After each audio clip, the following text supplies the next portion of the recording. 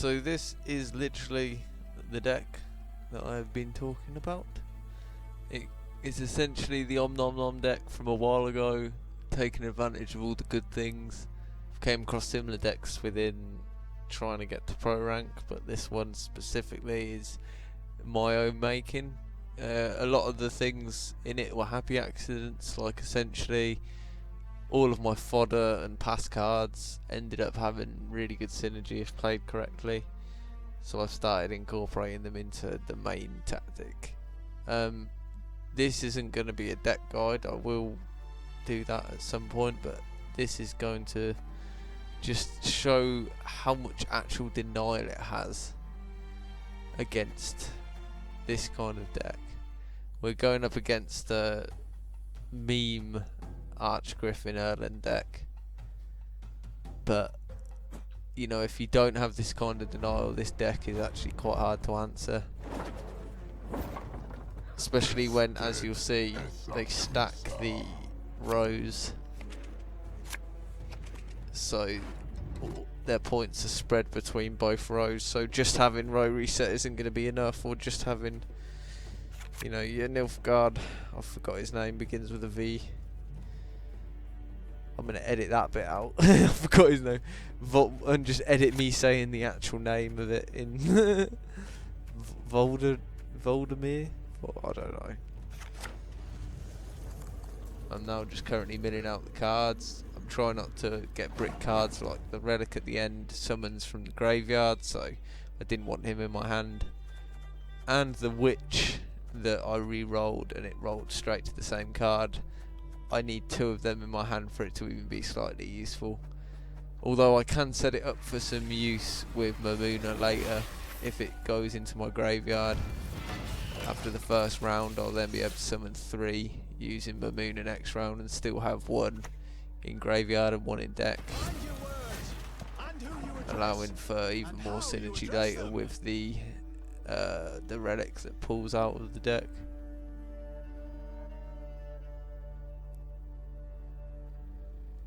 The graveyard, sorry.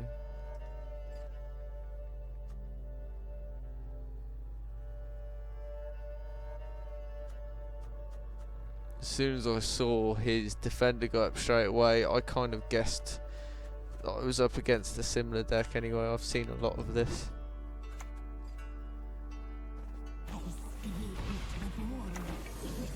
So I just played a brick card because I essentially knew what was coming. And I was really just trying to attain Sabbath quickly.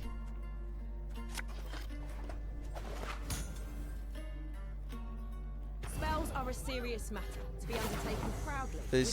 That's the most important component of that deck. So really that's why you'd want to get rid of that straight away, and I couldn't. But as soon as I saw that go down, I knew what was going on, and I knew the cards I had to deal with that. And I had one of them in my hand already, so I was kind of ready. Now obviously the Sabbath is attained.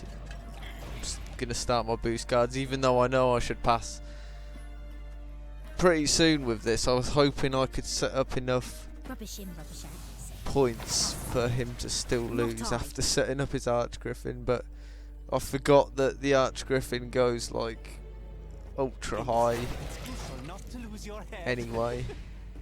I think the previous game I had against this deck, I managed to win round 1 somehow.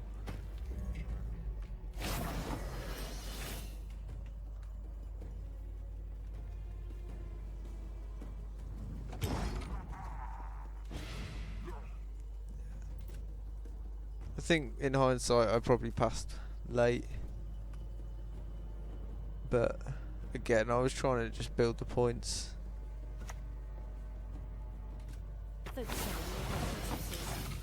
People who don't know, this deck is building up the patience value on all of the Aretusa student cards, and then using her and ways of setting her like Mandrake and the Teether, again another name I don't know. but there's multiple ways of resetting her, which increases their patience value by an insane amount, which in turn increases their boost by an insane amount, and that's how they get the Griffin up so high.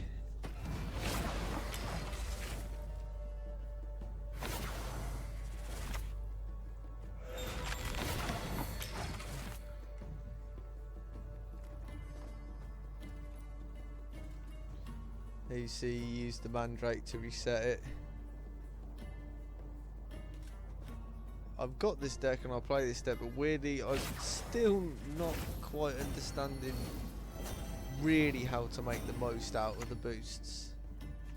I think maybe this round he gets it pretty optimally. He could have made more students, so it's not fully, but as you see, he gets quite a chunk onto the Griffin. Living souls, once you ere dead, forget your seek.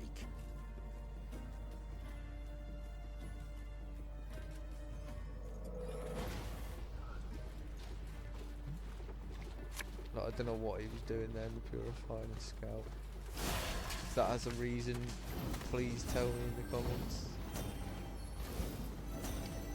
Same with anything I say wrong, please correct me, because I'm still learning myself. So as you can see, he boosted to a 254 on the Griffin, which is pretty damn good.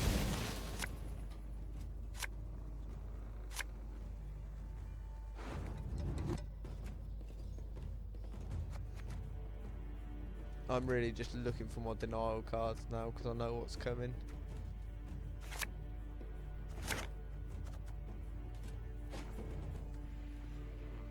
I got one of them, which I was quite happy about, because my third denial card, Igni, is very situational, and it can actually. I'm considering switching that out for Korath maybe, but I think that's gonna have. I'm gonna have to change the deck around too much to actually do that. So, but I am considering not having Igni because it seems to always be a bit over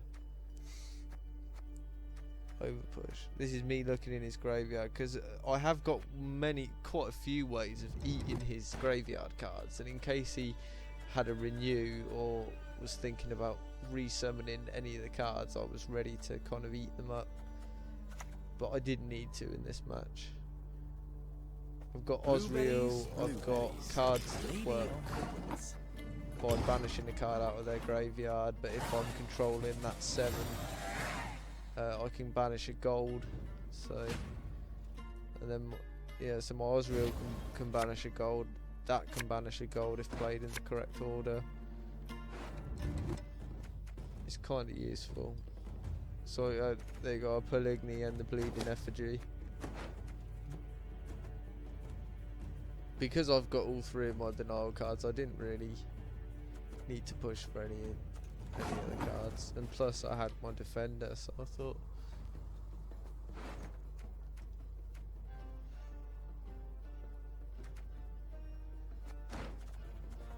my use of the leader ability is heavily unoptimal, I know that, but it really does work to set up thrives or to set up the end tactic, because the more of these bugs you have, the more that the card Bloody Mistress boosts by. So I'm trying to think of what it's called when it changes into something. Did you see that? Anything alive is I'm dead now. awful Killer with spell. names, please bear with me.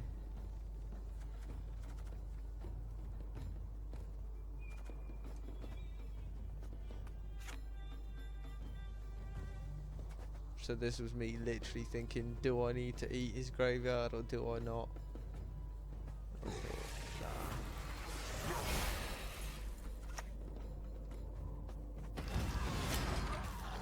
I don't know why I played the fruit so early, but I think I was just trying to set up as much thrive on it as I could, in case he had denial, which I knew he does. He has the damage, patience, students, but he didn't set them up. Even though I'm terrible at maths, I realised that I could play that very early. We'll uphold the knightly values. So here comes Erland. He takes all of the Griffin's buff. But he's only got 4 health, and he can be like taken down easy. He's got the immune, to be fair, but there's ways of dealing with him other than reset. So I use the effigy. I eat Letitia just in case it would somehow help his students do more damage, and he had a renew or something. I'll eat that. Again, probably pointless, I'm not too sure. So there you go, he's boosting up to 224 now, which would usually already be undealable, but then he comes in with the alumni. They get all of the patience buff from your previous cards, so all of the patience that you built up in the first round, he can now use with them alumni.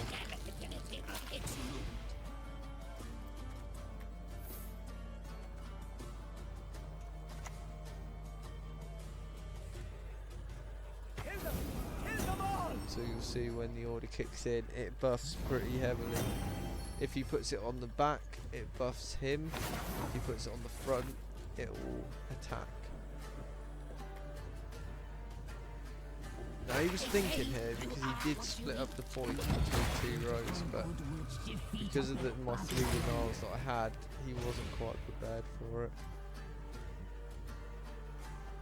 I somehow thought I was going to summon another. Again, I can't remember.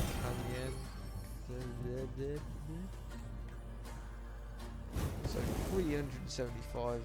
You know, if you hadn't have dealt with this by the time that you dealt with it, you were kind of fucked in so many ways. But luckily, I had the cards, exactly what I needed to do with it. So I paid my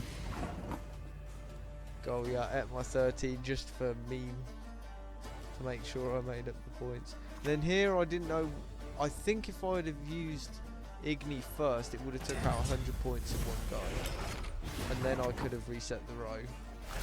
But here I reset the row, and then I use my singular reset on the back row, and then the Igni was pointless. But one of them denial would have been pointless. Yeah, so it works really well against high buff decks, especially that one. But I had I think a 7 win streak, and I managed to get from rank 6, which weirdly I was stuck in, all the way down to rank 3 in one session, in one night. I think in 20 games I had a 75% win rate. Which is quite good considering, for me anyway, it's very good, so it really helped me. But obviously now I'm in rank 3, it's a little bit hard to keep up. Oh, okay, so I was muted throughout all of that, but I was used to with that is that is the prime example of exactly how I wanted to show this deck. And I think that was against the exact same guy that I played last time with the same deck. So, but this time I got him even better than last time, and I managed to get it recorded. So yeah. But I was speaking throughout. I'm gonna have to do like a voiceover or something. We'll see.